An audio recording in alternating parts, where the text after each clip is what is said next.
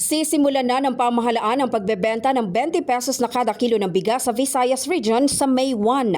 Ayon kay Palace Press Officer Claire Castro, sisimulan ito sa Cebu City at iba pang probinsya sa Visayas. Sinabi po ni Secretary Laurel na ang una pong ilo-launch po ito sa Cebu, May 1. So kung saan po ito ibebenta, ito po ay ayon na rin po sa guidelines ng local government units.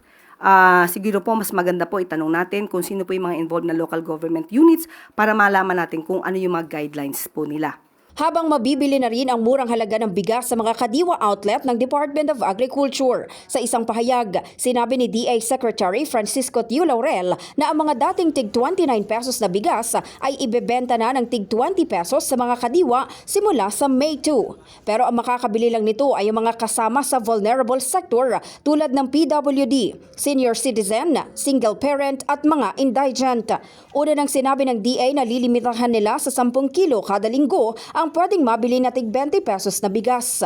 Samantala muli namang nanindigan ang Malacanang na walang halong politika ang pagpapatupad sa campaign promise ni Pangulong Ferdinand Marcos Jr. Sinabi ni Castro na walang timing pagdating sa pagbibigay ng tulong. Kailan pa po ba natin ibibigay ang sakate sa kabayo?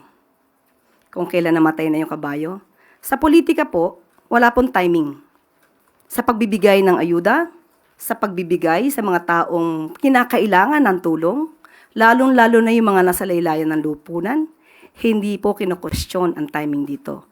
Sa pinakamaagang kakayanin ng gobyerno na maibigay ang tulong, ibibigay po yan. Walang politika rito. Malamang sinasabi lamang ito para muling bigyan ng negatibong epekto ang isinasagawa ng Pangulo para matupad ang 20 pesos kada kilo na bigas. Ipinaliwanag din ni Castro kung bakit hindi agad na ipatupad ang campaign promise ng Pangulo. Obviously, hindi naman po sa isang click ng kamay ay maigagawa ito, ay maisasagawa ito. Yan po ay inaaral, hindi po ito basta-basta isinasagawa. Dapat po malinis ang pagkakagawa para po mas magandang maibigay at kung kakayaning magtuloy-tuloy talaga ang proyektong ito ng Pangulo, ay dapat pong gawin lamang. Sa ngayon, tiyak na makakabili ng tig 20 pesos na kada kilo ng bigas ang mga kabilang sa vulnerable sector hanggang Disyembre. Samantalang sa susunod na taon, balak isama ang programa sa pambansang budget upang matiyak ang pagpapatuloy nito hanggang taong 2026.